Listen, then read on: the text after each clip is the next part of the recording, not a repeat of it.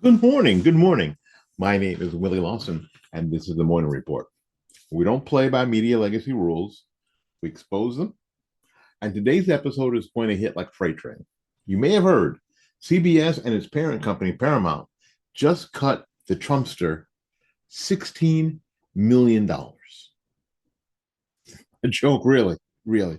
15 million that's headed to his presidential library, and the left and what's left is going $1 million is going to his legal funds, and the left is losing their mind. Elizabeth Warren is already screaming bribery, bribery. But what really happened and why now? Hang on, because we're going to go down this rabbit hole, and it leads to straight to a Hollywood merger, a federal agency, and a very, very nervous news network.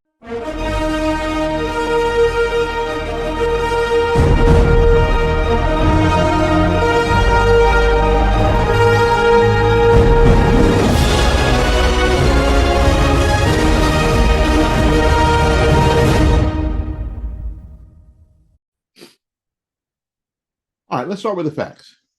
Paramount Global, the parent company of CBS, has agreed to pay Donald Trump $16 million to settle a defamation lawsuit stemming from a 60-minute interview with then Vice President Kamala Harris back in 2024.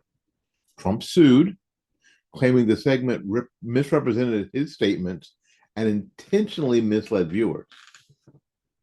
So here's how, again, this is how the money breaks down. 15 million is going to go to to fund his presidential library. $1 million covers his legal fees. They don't apologize. They don't admit guilt. It's just cold hard cash. They're just trying to make it go away. But that's not all. The settlement also includes a requirement that CBS will release full transcripts of future 60-minute interviews with presidential candidates after they air.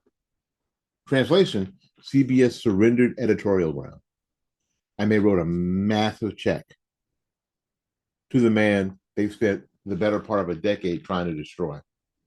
So why now? And why would Paramount, a legacy giant, cave? The answer lies in one word: Skydance.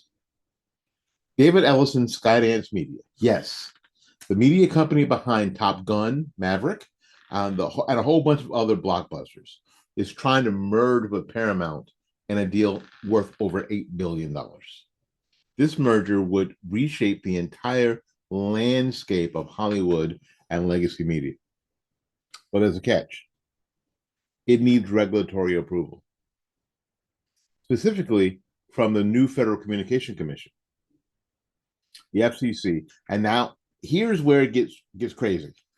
Trump's FCC, yes, his FCC, has made it clear that it's not going to rubber stamp this merger, while CBS is under fire for what Commissioner Brendan Carr calls news distortion. Carr publicly slammed CBS's 2024 coverage of Trump, and his warning couldn't have been clearer. Fix this mess, or your merger dies in the cradle. Boom. That's it. That's the pressure point. Paramount and CBS didn't just settle the lawsuit, they folded to a president who now holds all the cards. We've told you that Trump is about leverage. He is about leverage.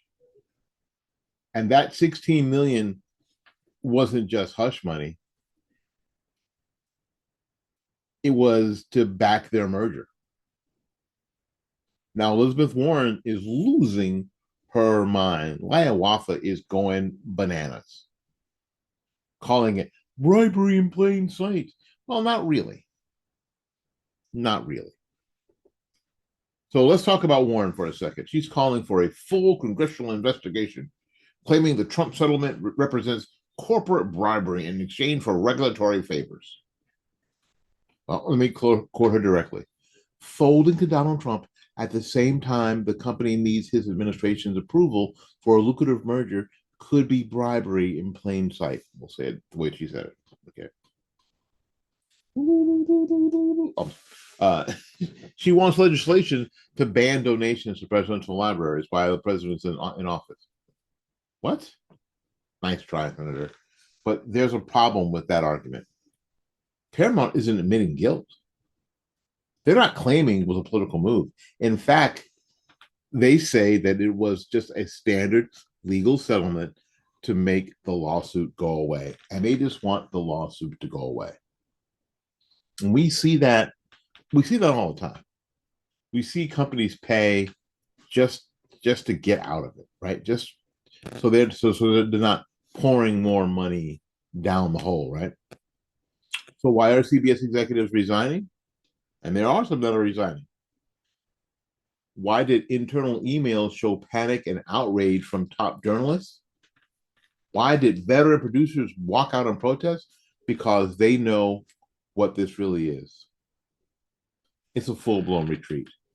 These people have, for the past decade, have been on the front line trying to skewer Trump, get Trump, get Trump. And now they're like, nah, he wins. He wins. They're not just afraid of Trump's lawyers. They're afraid of what happens if their deal with Skydance dies on the vine.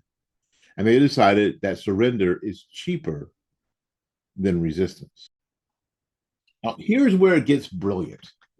Trump is using the same tools that the left has used against him for years: lawfare, lawsuits, and regulatory power. Except now he's using them like a pro.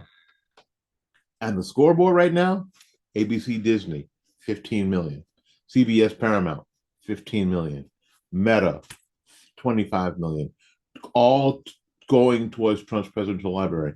$55 million in legacy media, who screamed, democracy dies in the darkness,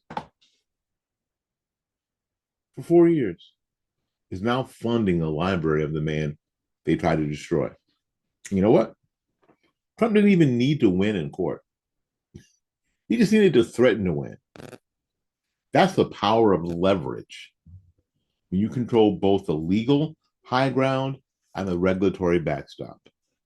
The message is very, very simple. If you lie about Trump, you'd better have your checkbook ready. So where does this leave us? We've got a legacy media empire paying hush money to settle with a guy they tried to cancel. We've got a Skydance merger hanging by a thread. We've got Elizabeth Warren shouting from the rooftops while her party collapses under the weight of its own contradictions. And we've got Trump, twice indicted, twice impeached, building his legacy on the backs of the very networks that try to erase him. That, my friends, is poetic justice. And that's what happens when the narrative gets flipped. And here at the Morning Report, we're not just reporting it, we're exposing it. My name is Willie Lawson, signing off today. Stay bold, stay sharp, and keep fighting back.